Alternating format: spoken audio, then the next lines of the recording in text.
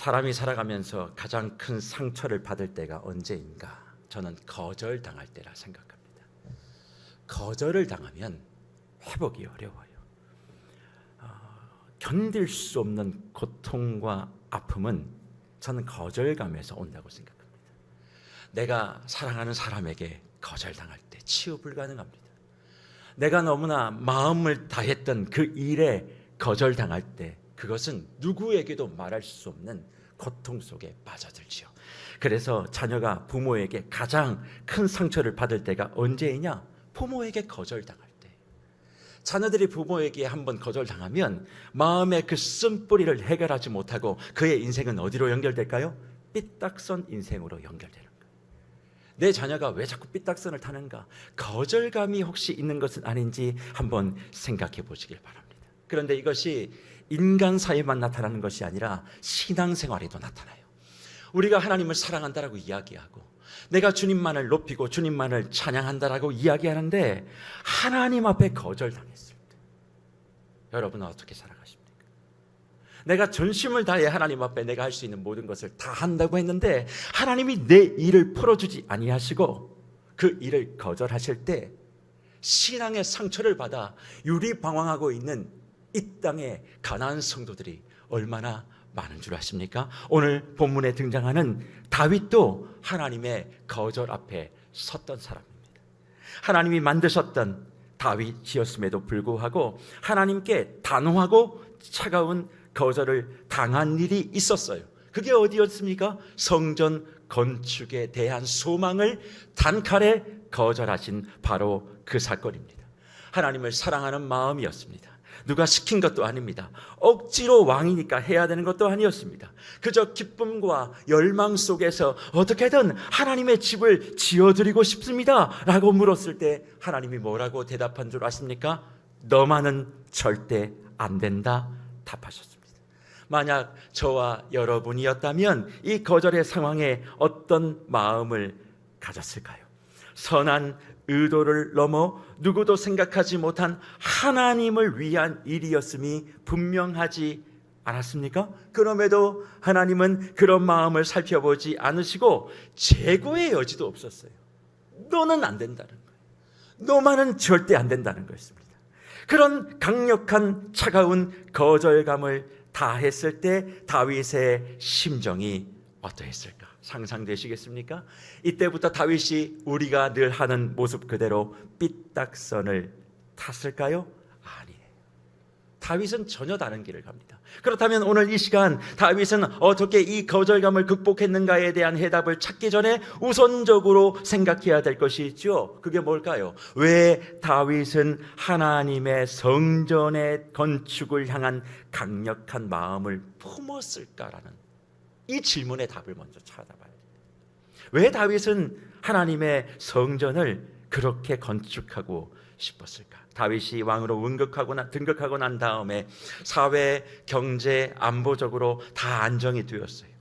이제 이스라엘이 세계 역사 가운데 이름을 드러낼 수 있는 만큼의 저력을 갖춘 시기가 바로 다윗이 성전을 건축하겠다고 했던 바로 그때였습니다. 모든 면에서 좀 더 편해도 되고 누려도 되는 그 시기였다는 거죠. 게다가 하나님의 언약궤도 시온성으로 모셔다 두었으니 이제 하늘의 일과 땅의 일이 다 형통한 것 같은 바로 그 시간에 다윗은 성전 건축에 대한 열망을 가지고 하나님, 내가 하나님의 집을 지어드리고 싶습니다. 그렇게 왜 말을 했을까요? 이유는 하나님이 다윗 자신을 향한 열심을 가지고 있었다는 것을 다윗이 몸으로 생각으로 깨달았기 때문에 나도 하나님을 향하여 열심을 내보고 싶다는 거예요. 내가 여기까지 오기까지 하나님이 어떤 은혜를 주셨는지 다윗이 너무나 잘 알고 있었고 왕위에 올랐음에도 불구하고 그것이 더욱더 명확해지니까 나도 하나님께 뭔가를 드리고 싶었던 겁니다. 그렇습니다. 하나님은 다윗이 도망자의 삶을 살 때나 왕의 위치에 있었을 때 신분이 변화되었다고 해서 관심의 정도가 변한 것이 아니라 언제나 동일하게 다윗을 살피시고 인도하신 분이십니다. 다윗의 인생에 하나님은 늘 무관심하시고 체념하신 적이 없으셨다는 거예요. 하지만 우리는 어떤 오해를 하나님 앞에 늘 가지고 있습니까? 내 위치에 따라서 하나님의 관심이 다르다 생각해요.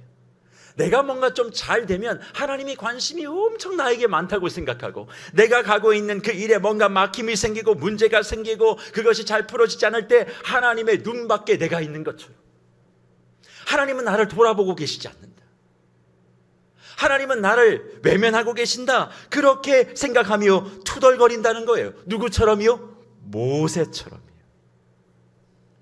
모세를 한번 생각해 보십시오. 자기의 인생을 하나님이 돌아보지 않는다고 원망했던 사람 아닙니까? 그래서 하나님이 떨기나무 가운데 나타나셔서 너의 민족을 인도하라 그렇게 말씀하실 때 모세가 했던 말이 무엇입니까? 내 나이 40에 당신의 백성을 위하여 한번 일해보겠다고 내가 일어섰을 때는 꺾지 않았냐고. 미디안 광야에서 이제 40년이 지나가서 이제 내 나이 80이 되어 바보가 다 됐다고. 나는 힘도 없고 아무것도 없다고. 이빨도 다 빠진 나에게 나타나 뭐 하자는 거냐고. 그렇게 반문할 때 하나님이 뭐라고 말씀하십니까? 나는 스스로 있는 자다 말씀하셨어요. 스스로 있는 자라고 하는 그 말의 의미가 뭡니까? 그것은 여러 의미가 있겠지만 모세를 향한 하나님 말씀하시는 건 이거 아닙니까? 나는 한 번도 너를 포기한 적이 없어. 내가 스스로 언제 있었던 것처럼 모든 것을 포기한 적이 없어. 그렇게 말씀하신 거죠. 모세, 네가 어디 있든 어떤 상황이든 나는 한 번도 스스로 있는 자임을 포기하지 않았어 말씀하신 겁니다. 그렇습니다. 하나님은 그런 모습으로 지금도 저와 여러분을 변함없이 지켜보고 계시고, 그것을 깨달았던 다윗은 어떻게 하든, 내가 부하든 빈하든 하나님께 감사의 마음을 드려야지. 나는 이렇게 왕이 되어 편안하게 살아가는데 하나님이 머무시고 계시는 곳은 저러면 안 되지. 그런 마음을 가지고 하나님의 집 성전을 지어야겠다 마음을 가진 것입니다. 하지만 이것만이 이유는 아니에요. 또 하나의 이유가 있었습니다. 그게 뭘까요? 그것은 하나님의 법궤가 이제 이스라엘로 들어오지 않았습니까? 그런데 이 법궤를 살피는 문제가 현실적으로 대두되었다는 것입니다. 역대상 16장 32절 37절 이하의 말씀을 살펴보면 법궤에 필요한 누가 있습니까? 레위인들이 있지요. 그 레위인들의 수가 상당했다 그렇게 얘기합니다. 이제 법궤를 관리해야만 하니까. 그러니까 레위인들이 많아지면 그 사람들을 수용하고 살펴야 될 시설이 있어야 되는데, 그런 공간이 부족해짐을 다윗은 현실적으로 파악한 거예요. 그러니 성전 건축이 단순히 하나님을 향한 그런 열심의 마음으로만 만들어진 것이 아니라 그 열심과 감사의 마음 플러스 하나님을 섬기는 그 일에 대한 현실적인 부분을 해결하기 위하여 성전 건축이 필요한 겁니다. 그래서 하나님의 전은요, 이상만 있는 것이 아니라 이상 플러스 현실이 있을 때 영광이 되는 거예요. 우리는 늘 말로만 기도하면 되지. 아니에요. 기도 속에 뭐가 있어야 된다? 현실의 문제를 파악하고 해결하는 열심과 노력이 있어야 돼요. 그럴 때 하나님의 집이 완성될 수 있다, 그렇게 말씀하는 거지요. 그래서 성전의 필요성을 느꼈던 다윗이 고민하지 않고 그것을 진행하려고 한 것입니다. 그래서 무별 여러분, 하나님을 제대로 알고 하나님의 은혜를 입고 감사가 무엇인지를 아는 사람은 현실에 안주하지 않습니다. 이제는 왕으로서 편안하게 이 정도면 되었다라고 생각할 수 있는 그 시간, 다윗은 하나님의 일을 시작하고 하나님의 일을 섬기는 이들을 위한 새로운 일을 시작합니다. 레위인들을 대충 당신들 헌신의 마음 가지고 하나님의 법궤를 살펴라 그렇게 얘기하지 않아요. 당신이 열심으로 법궤를 잘 관리해야지, 내가 뭐 해야 돼, 그렇게 생각하지 않고 그들의 필요를 전적으로 해결해 주는 그 모습이 다윗에게 있었고 새로운 일을 시작하게 했다는 거죠. 이것이 하나님 안에서 믿음을 가지고 은혜가 무엇인지를 알고 감사를 행하는 사람들에게 나타나는 공통된 모습임을 성경은 우리에게 가르칩니다. 적당히도 없어요. 늘 해오는 방식도 아니라는 것입니다. 언제나 하나님을 위해 새 일을 준비하고 하나님의 사역을 위해 더 나은 것을 해나갔던 것을 일생 멈추지 않았던 것이 다윗의 신앙이었고 하나님이 만드신 다윗의 믿음이었고 하나님을 위하여 모든 것을 다 드리고자 하는 다윗의 모습이었습니다. 그리고 이런 마음을 품었던 다윗의 나이가 얼마 되는지 알고 계십니까? 30대 후반이었어요. 얼마나 그가 왕위에 오르기까지 훈련과 연단을 받았으면 30 후반에 이런 위대한 비전을 품고 거룩한 목적을 위해 그의 일생의 여정을 걸어갔는지, 오늘 이 시간 예배에 참석하시는 저와 여러분들 30대 후반을 넘으신 모든 분들은 다 이 모습 앞에 도전받으시기를 축복합니다. 하지만 이런 선하고 아름답고 상상할 수 없는 마음의 헌신과 현실의 문제를 해결하기 위한 그 지혜로운 다윗을 향한 하나님의 반응은 뭐였다고요? 너만은 안 된다는 거예요. 너는 안 된다는 거예요. 역대상 17장 4절에 기록을 보면 뭐라고 얘기합니까? 이렇게 얘기하죠. 가서 내 종 다윗에게 말하기를, 선지자 나단에게 하나님 말씀하시는 거예요. 여호와의 말씀이 너는 내가 거할 집을 건축하지 말라, 그렇게 되어 있습니다. 너는 내가 거할 집을 건축하지 말라. 야샤브 파이트 바라로. 이걸 지각하면 무슨 얘기냐? 너는 내 집을 건축하면 안 되라는 말이에요. 성경의 번역은 내가 거할 집을 건축하지 말라 이렇게 좀 완화되어 있지만, 히브리어를 정확하게 직역하면 너는 내 집을 건축하면 안 돼, 이렇게 되어 있다는 거예요. 단호하고 명확하게 거절을 다윗에게 전달하셨습니다. 뭐 앞에 고맙다 이런 말도 없어요. 야, 네 마음 너무 예쁘다 이런 말도 없습니다. 정말 귀하지. 그래, 그런 마음이 얼마나 내가 좋은지 몰라. 그런데 건축은 다시 한번 생각해 보자, 이런 완곡한 표현도 없이 너는 내 집 건축하면 안 돼, 말씀하셨다는 거예요. 어떤 이유와 설명도 없는 단호한 거절, 이런 상황에 직면한 다윗이 얼마나 당혹스러웠을까요? 이유라도 알고 싶은데 말씀해 주지 않으십니다. 자신이 헌신을 각오하고 희생을 각오하고 어쩌면 성전 건축을 하면 자신의 인생의 모든 것을 걸어야 하는 것입니다. 자기의 유익의 모든 것을 다 포기해야 되는 대단한 결정인데도 불구하고 그것을 가로막으니 받아들이기 힘들었을 거예요. 하지만 이 모습 앞에 다윗이 어떤 신앙의 원칙과 믿음의 태도를 보이느냐, 이게 중요한데, 그것은 수용과 거절의 모든 주권은 하나님께 있다는 것을 인정했다는 것입니다.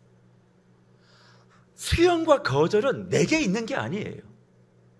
하나님께 수용과 거절에 대한 주권이 있다는 것을 인정하는 것이 다윗의 태도였다는 거예요. 그러니 이 모습을 우리에게 적용해 보면 우리도 가져야 될 태도가 무엇이냐? 하나님이 무언가를 내게 거절할 때 그 거절에 대해서 따질 이유가 없다는 거예요. 우리가 해야 될 것은 이걸 어떻게 받아들일 것인가. 왜 거절하세요를 묻지 아니하고, 거절하셨어요 하나님이, 안 돼, 혹은 저와 여러분의 길들을 막으셨어요. 그러면 왜 막냐를 따지는 데 집중하는 것이 아니라 그것을 인정하고, 그러면 내가 이걸 어떻게 받아 소화하여 살아낼까, 이것에 초점을 맞춰야 한다는 것이죠. 거절의 이유를 내게 하나님이 설명하고 내가 납득되면 그걸 받아들일 게가 아니라는 것입니다. 하나님은 하나님께 우리가 가져야 될 모습은, 거절하셨어요? 왜요? 그게 아니라, 거절하셨어요? 알겠습니다. 그리고 난 다음에 그 거절 앞에 내가 이런 모습으로 다시 살아가겠노라고 하는 결정이 중요하다는 거예요. 하지만 대부분의 사람들은 자신이 오랜 동안 소망하고 갈망하며 자신이 하나님 안에서 품은 꿈과 비전이 이루어지지 않고 거부당했을 때 오는 허탈과 탄식과 절망과 패배로 이후의 삶을 막 살고 허비하는 경우들이 많이 있다는 것입니다. 하나님 앞에 그렇게 사모하며 내가 마음을 다했는데, 내가 이걸 하기 위해서 얼마나 많이 애를 썼는데, 내가 주님 앞에 어떻게 이거를 한지 주님 다 알고 있지 않냐고. 그런데 이걸 이루어지지 않으시면 내가 앞으로 하나님을 위해서 왜 이렇게 살아야 되냐고. 나 이제 하나님 앞에 아무것도 안 할 거라고. 했더니 막으시고, 했더니 거절하시고, 했더니 거부하고, 되는 게 나는 어딨냐고. 그러니 난 안 하고 안 받겠다고. 그런 마음을 가지고 살아가는 분들 많이 계시죠? 나 안 한다. 그리고 나중에는 이것이 하나님 앞에서 당당한 자기 방어, 자기 변명, 핑계, 하나님 탓, 남 탓, 교회 탓, 목사 탓, 순장 탓, 그렇게 하면서 평생 우려먹는 분들이 교회 안에 많이 있어요. 자기가 했는데 안 되지 않았냐고, 안 들어주지 않았냐고, 그러니까 내가 왜 해야 되냐고. 그러면서 지금은 아무것도 하지 않는 것은 중요하지 않아. 내가 과거에 했는데 거절했어. 그럼 그거 갖고 평생을 우려먹는 거예요. 곰탕은 3번만 끓여도 뼈가 우러서지는데 내가 상처받은 건 평생 우려내도 계속 진국이 나오는 거지. 참 신기해요. 우리는 곰탕보다 좀 나은가 봐요. 진국이 계속 나오는 거 보니까. 하지만 무별 여러분, 천하 만물을 주관하시고 창조하시며 저와 여러분의 인생을 아무 값없이 구원하신 하나님이 저와 여러분의 마음을 거절하면 안 되는 것입니까? 냉정하게 한번 생각해 보세요. 천하 만물을 창조하시고 지금도 죽은 자를 살리시고 없는 것을 있게 만드신 그 하나님이 내가 하는 그 일, 내가 드리는 그 마음, 그거 거절하면 안 돼요? 좀 더 쉽게 설명드릴까요? 여러분의 가정에 자녀가 선한 마음을 가지고 무언가 부모에게 해주려고 한단 말이에요. 그럼 부모는 거절하면 안 됩니까?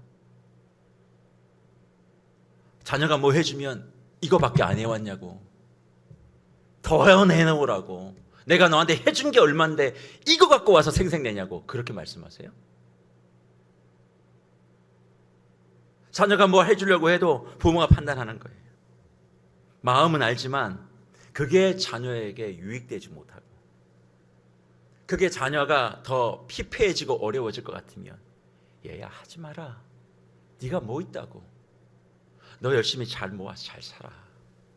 아빠는 엄마는 네가 건강한 걸로 좋게 해. 자녀가 뭐 준다고 해서 뭐 좋다고. 그게 정상적인 부모일까요? 지금까지 자녀가 오는 모든 것들을 거절하지 않고 다 받으셨습니까? 아닐걸요. 부모이기에 거절할 수 있는 겁니다. 그러니 하나님이 내 마음을 거절하시고 거부하는 상황도 마주하게 될 때 내게 왜 이러시냐는 질문에 시간과 에너지를 쓰기보다는 인정합니다. 그럼 난 앞으로 이 상황에 어떻게 해야 되는 겁니까? 하나님이 이유 없는 거절은 없으실 텐데, 내 마음 모르시지 않으실 텐데, 다 판단하시고 상각하셔서 나에게 이렇게 거절과 거부의 사인을 주셨다면 이유가 있을 터인데 내가 어떻게 해야 됩니까? 그렇게 물어야 되지 않겠습니까? 다윗은 그걸 물었어요. 그러니 하나님의 거절에 무너지지 않는 것입니다. 물론 다윗이 하나님의 거절에 바로 그 의미를 깨닫고 그렇구나, 하나님 그런 의도가 있으셨구나, 그렇게 생각하면서 무너지지 않은 것이 아닙니다. 성전 건축의 단호한 거절의 의미와 의도를 언제 알았어요? 이것을 시작하는 것은 30대 후반, 그러나 성전 건축을 왜 나에게 맡기지 않으셨는지에 대한 의미를 깨달았던 건 그의 인생의 말년이었습니다. 역대상 22장을 보십시오. 솔로몬에게 성전 건축의 사역을 이야기하면서 역대상 22장 8절에 이렇게 말씀하시지요. 여호와의 말씀이 내게 임하여 이르시되 너는 피를 심히 많이 흘렸고 크게 전쟁하였느니라. 내가 내 앞에서 땅에 피를 많이 흘렸은즉 내 이름을 위하여 성전을 건축하지 못하리라. 이게 동일 사건이 아니에요. 동일 시간의 사건이 아니에요. 30대 후반과 다윗의 말년의 시간 갭이 많아요. 그러면 그 시간 안에 다윗은 이 말씀을 하나님께 들은 적이 없습니다. 그럼에도 불구하고 끊임없이 그는 하나님 앞에 묻고 내가 무엇을 해야 될지를 그렇게 정확하게 알고 살아갔다는 거예요. 거절의 시간부터 이 의미를 깨닫는 순간까지 다윗은 인생을 막 살지 않았다는 것입니다. 그는 성전 건축을 거부당했지만 뭘 했어요? 성전 건축을 위한 준비물은 내가 갖추어야겠다 생각하며 누구보다 뜨거운 마음으로 이것을 행하여 갑니다. 역대상 29장 2절과 3절을 보십시오. 다윗이 무엇을 했다고 말씀합니까? 내가 이미 내 하나님의 성전을 위하여 힘을 다하여 준비하였더니 그 기구를 만들 금과 은과 녹과 철과 나무와 또 만호와 가공할 검은 보석과 채석과 다른 모든 보석과 옥돌이 매우 많으며 성전을 위하여 준비한 이 모든 것 외에도 내 마음이 내 하나님의 성전을 사모함으로 내가 사유한 은으로 내 하나님의 성전을 위하여 들었노니라고 말씀하고 있습니다. 다윗이 하나님께 거절받고 난 다음에 하나님의 사역을 거부하지 않고 뭘 했다고요? 하나님의 성전 건축은 내가 못해도 성전 건축의 준비물은 내가 감당하겠다 다짐하고 그 일을 실행했다는 거예요. 그런데 특징이 뭡니까? 오늘 읽은 이 본문의 말씀 역대상 29장에 있는 말씀을 보면 특징이 있습니다. 다윗이 공적으로 준비한 것만 하지 않았다는 거예요. 뭐도 했다고요? 사적으로 준비한 것도 했다.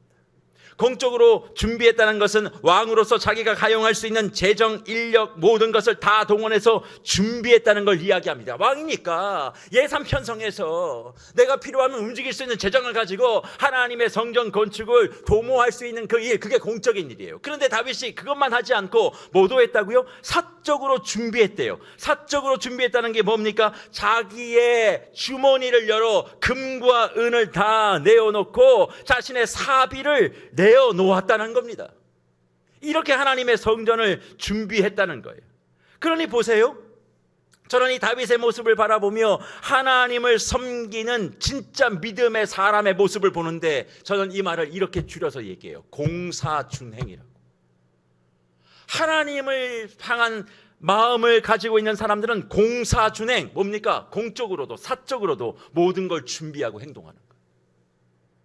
교회 안에 예산 잡혔으니까 알아서 그것도 하면 되지. 그게 하나님을 섬기는 마음이 아닙니다. 다윗은 왕으로서의 공적인 역할만 감당하는 것이 아니라 공사준행을 한 거예요. 하나님 앞에 거절당한 사람이 자기의 사비를 내어놓습니다. 하나님 앞에 마음이 막힌 사람이 하나님을 향한 그런 뜨거운 마음을 가지고 자신의 지갑을 열었다는 거예요. 무별 여러분, 자신의 마음의 소망을 이루지 못했음에 좌절하고 비난하며 주저앉아 있었다면 다윗이 이렇게 할 수 있었겠습니까?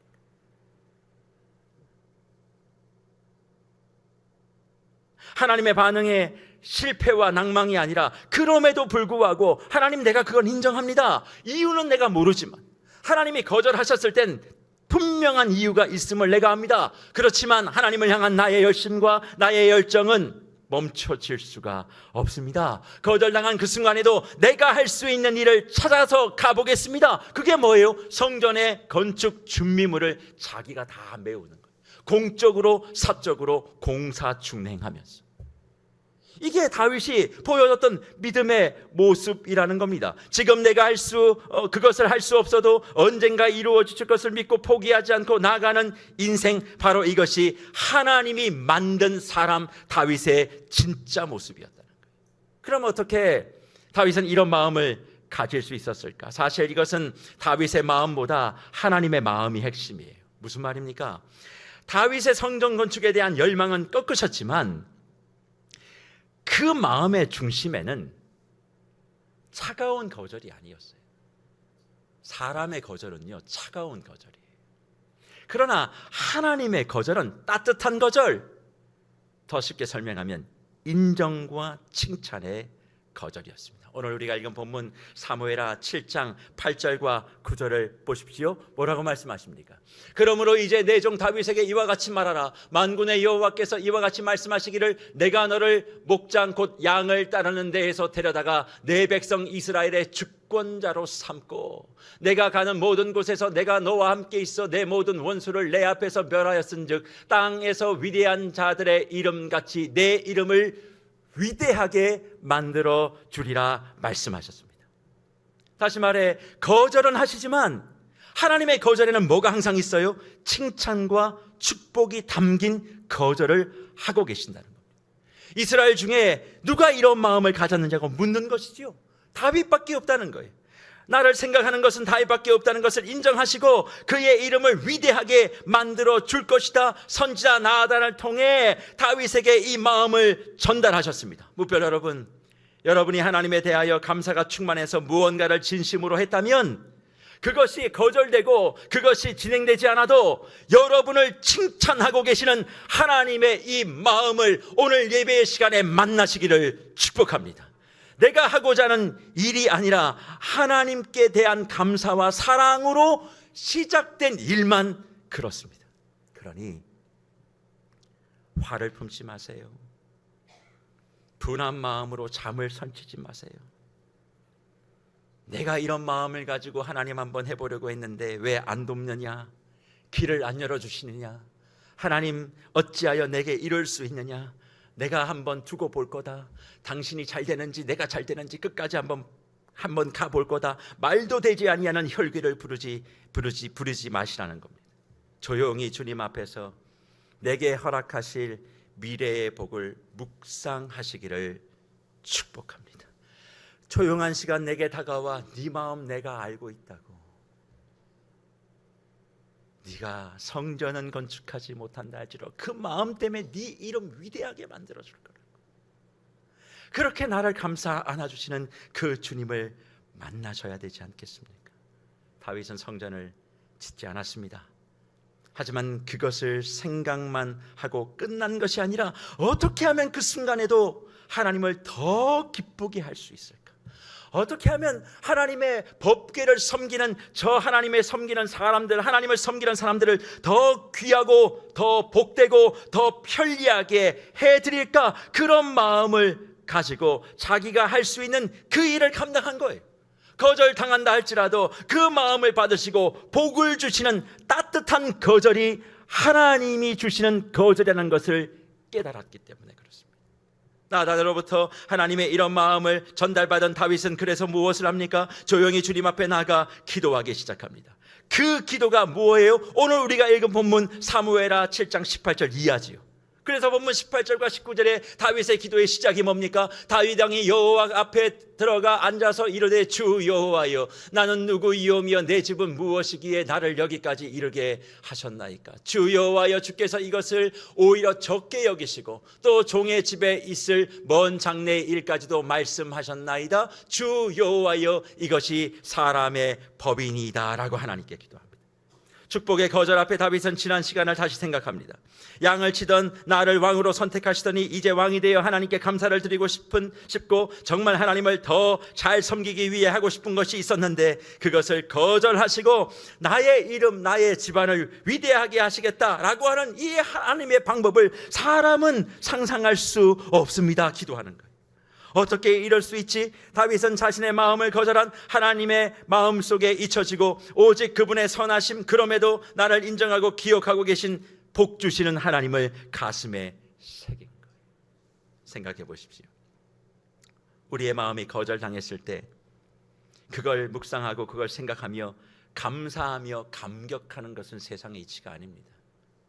그런데 다윗은 지금 그렇게 하면서 하나님의 자신의 일생 가운데 인도해 주신 선하신 하나님을 생각하며 안 된다는 말씀에 감격으로 반응하고 있는 거예요. 무별 여러분, 여러분들은 하나님의 거절 앞에 지금 어떤 반응을 보이고 계십니까? 아니, 지난 시간 어떤 반응을 보이시며 여기까지 오셨습니까?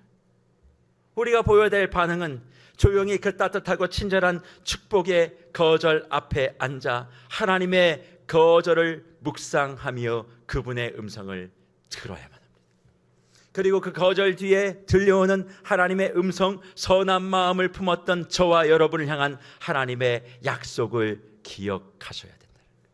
그래서 다윗이 시편 32편 8절에서 뭐라고 고백합니까? 이렇게 고백하죠. 내가 내 갈 길을 가르쳐 보이고 너를 주목하여 훈계하리이다. 그렇게 말씀합니다. 무슨 말입니까?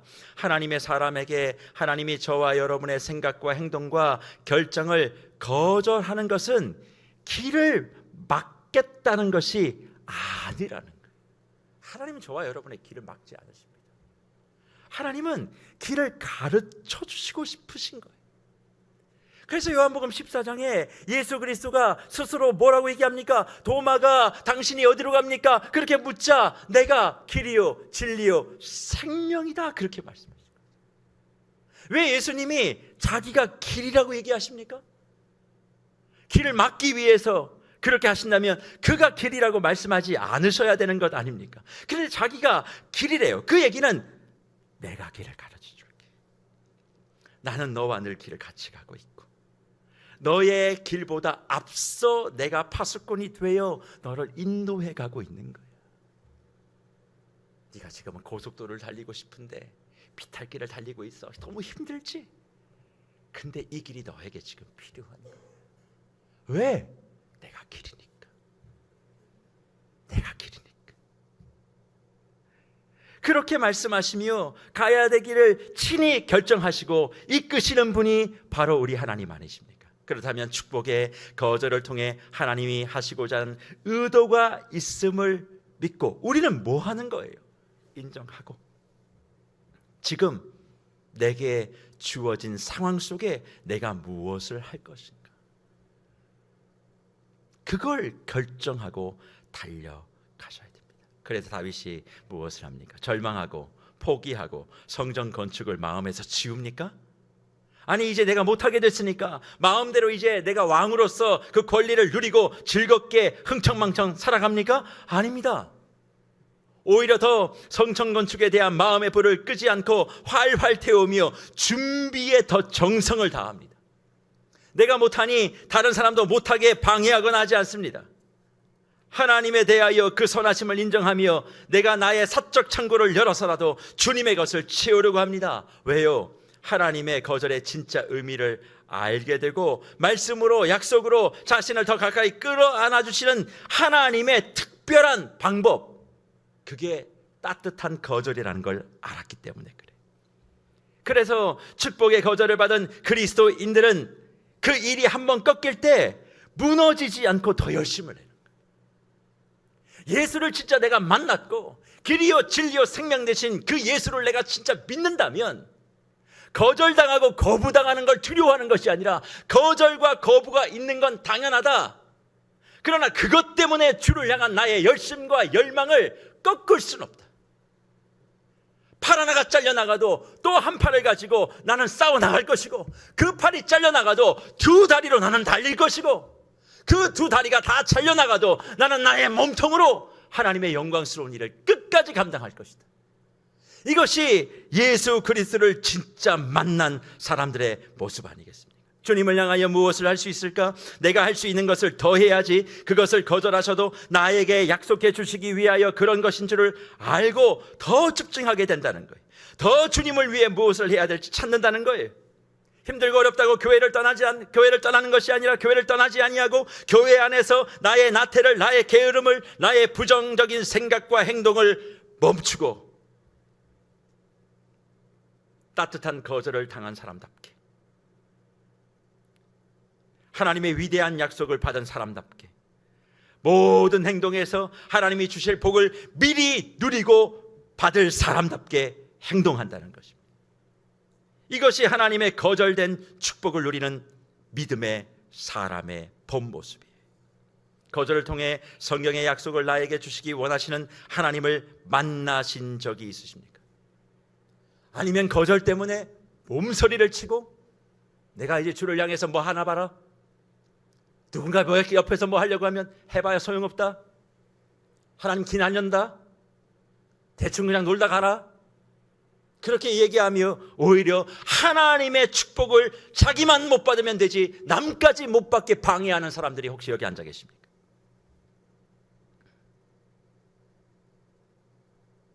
여러분의 지금 손과 발을 보십시오. 뭘 하고 있는지. 하나님이 나를 대하는 방법은 세상과 다르다는 것을 잊지 마십시오. 세상은 모든 것이 성공하고 영광을 누리고 가장 높은 자리에 올라가는 사람만 더 좋은 영광과 보상을 주는 것이 일반입니다만 우리 하나님은 다릅니다. 하나님이 자기 백성을 대하시는 그분의 방식은 가장 낮은 자리에 있다 할지라도 언제나 주목하시고 그의 마음의 소망을 보시는 하나님이시고, 더 나은 축복을 위해 따뜻한 거절도 마다하지 않으시는 하나님이 내가 믿는 하나님을 우리가 안다면 다시 시작하십시오. 한 번 받은 거절을 평생 이유로 삼아 믿음에 떠나 있고 사역을 떠나 있고 헌신의 자리에 있으면서도 헌신하지 않고 공사 준행하지 아니하는 권속들이 계신다면 지난 시간을 돌이키십시오. 이런저런 거절이 하나님 앞에서의 내 신앙의 불신의 이유일 순 없습니다. 오히려 하나님의 따뜻한 거절이 축복인 줄 알면 알수록 우리 뭐 하게 될까요? 하나님의 위대한 일을 더 꿈꾸게 되는 거예요. 그 하나님으로 인하여 위대한 일을 시작하려고 하는 것입니다. 작은 것이라 할지라도 하나님을 위해 나는 무엇을 할 수 있을까? 난 무엇을 드릴 수 있을까? 주보 보며 이 사람 이거 했네, 저 사람 이거 했네, 왜 했어? 이게 아니라 난 주를 위해 뭘 하고 있는가? 다른 사람 신경 쓸 거 없어요. 내게 주시는 마음, 내게 주시는 소망 가지고 그 일을 감당하는 것이지. 그렇게 마음을 가지고 감당하면 중심을 보시는 하나님이 뭐하여 합력하여 선을 이루어 가시는 것이 무엇인지 저와 여러분에게 보여주시는 줄 믿습니다. 그래서 다윗이 준비하고 솔로몬이 완성합니다. 그런데 완성은 솔로몬이 했는데 성전의 완성의 날 하나님의 영광이 가득한 그 자리에 솔로몬의 이름을 높이지 않고 하나님은 다윗의 이름을 높여요.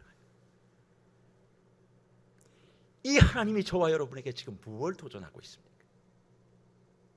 지금 다시 여러분의 삶을, 인생을, 신앙을, 사역을, 비전을 점검해 보십시오.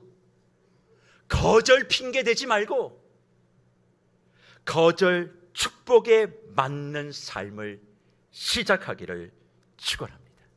그래서 말씀을 마무리합니다. 여러분의 마음속에 사람 때문에 받은 상처, 그것을 하나님의 거절과 동일시시키지 않기를 바랍니다. 우리 하나님은 따뜻한 거절을 주시는 분, 축복의 거절을 주시는 분이세요. 오늘 이 시간 무언가 내가 주님 앞에 진정으로 마음을 다했는데 막히셨습니까? 하나님의 축복이 예비되어 있는 겁니다. 포기하지 마시고 그 자리에서 내가 할 수 있는 방법을 찾아 다시 시작하시되 공사준행으로 감당하십시오. 그러면 완공되고 솔로몬이 아니라 다윗을 찾으셨던 하나님의 그 축복이 누구의 것이 될까요? 저와 여러분이 되는 줄 믿고 거절 속에도 낙심하지 아니하고 새로운 일을, 위대한 하나님의 일을 시작하시는 저와 여러분 되시기를 축복합니다.